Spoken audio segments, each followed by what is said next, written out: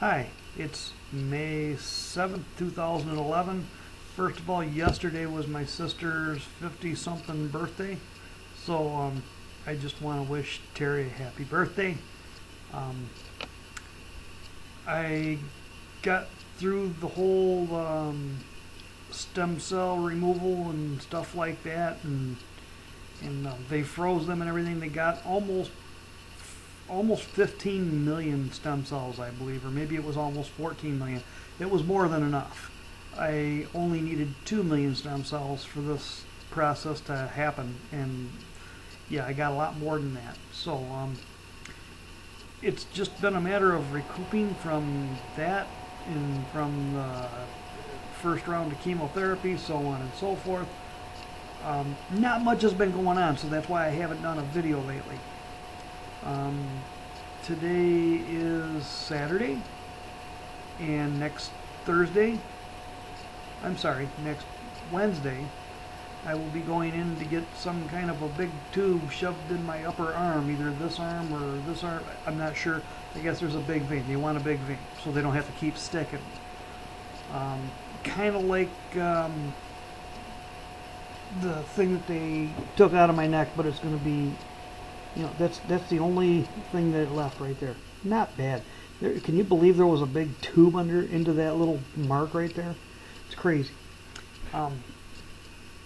There's another tube that's going to go into my upper arm. I'm not sure exactly how that works. My sister-in-law Beck, who is a nurse, she said, they just use ultrasound and we just do it right in the room. So I'm assuming it's not that big a deal. So I'm going to take her at her word for it because, well, she's done it a few times, I think. So that's all I really got going on. Outside of that, I've been visiting with my family and who came into town. I have been eating really good. You can see from my 3 chins down here.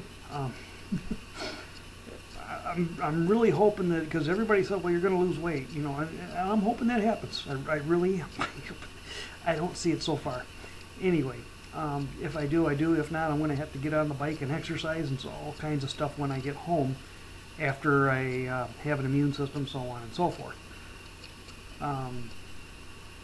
That's about all I got to say for now. I will be doing more of these on a lot more regular basis when I get into the hospital, because I'm not going to have anything else to do except for give you guys a report every stinking day, possibly. I don't know. It could happen. Brian, again, I want to tell you personally, thank you for doing what you did back in 2007, because it really answered a lot of questions for me and it helped me along, and it's the reason that I'm doing this for everybody else now.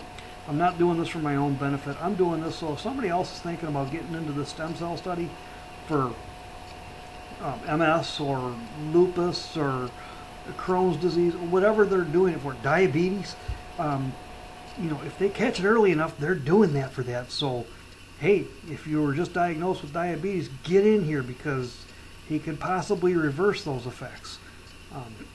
Man, just do it. It's hard to go through, and what I've been through so far has been pretty difficult, but it's been tolerable. I got a feeling that I haven't been through the hardest part yet, but who knows? Maybe I'm making a mountain out of a molehill too. I don't know. I will do reports a lot more often after I get into the hospital, because I ain't gonna have nothing else to do except for walk around and I guess pee a lot and and do these reports. So be prepared. I will be on here a lot more often, and I'll be doing a lot more reports to everybody. Hey, this is what I'm going through. This is how I'm feeling. The hard part is with chemotherapy. It's very, very difficult because everybody reacts differently to chemotherapy. I've got a cousin, Scott, right now. He's got brain cancer, or his lung cancer has metastasized into brain cancer, and I don't think he's ever smoked on top of that. So it's almost like, well, should he have just started in the first? I'm kidding. The thing is that he's going through some pretty major chemotherapy, and I'm sure he reacts differently than what I'm going to react to chemotherapy. Fortunately for me, I only have to go through 4 days of it. It's 4 days in a row, but it's only 4 days. He just got done, I believe, with chemotherapy treatment number 28. So I couldn't imagine going through that for that long. I couldn't. And Scott, I know you think I'm brave, but you know what? You're a heck of a lot braver than me. If you're watching this, hats off to you, buddy. I can't say enough good about that. My wife took off and went home because our puppies miss us both, I'm sure. So I got the place to myself. So there's going to be a party here in Chicago. I'm kidding. Yeah, she went back home to take care of some household stuff that needed to be taken care of. And also to show my sister and my dad the way out of Chicago and back home. So I'm bored, so I'm making videos. Who knows? Maybe I'll make another video in a couple hours. Hard to say.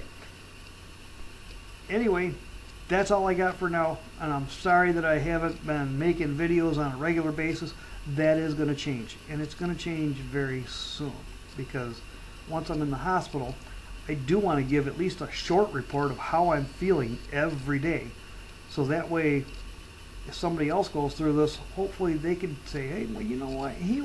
This on his third video, he said that on the third day in the hospital, so he was feeling like this too. So this is probably pretty normal. That's my goal, is to ease anybody's anxieties about possibly going through this.